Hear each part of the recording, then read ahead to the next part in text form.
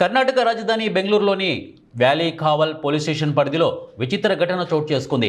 ఒక భారీ పార్సల్ తీసుకొని కొరియర్ సెంటర్కు వెళ్లారు. ఒకే కుటుంబానికి చెందినటువంటి 5 సభ్యులు. అయితే ఆ పార్సిల్ లోపల కదలికలను గుర్తించి దాన్ని తెరిచి చూశారు. ఇక కార్గో సిబ్బంది ఆ పార్సిల్ లోపల నుంచి ఒక వృద్ధుడు బయటికి రాగానే షాక్ అయ్యారు.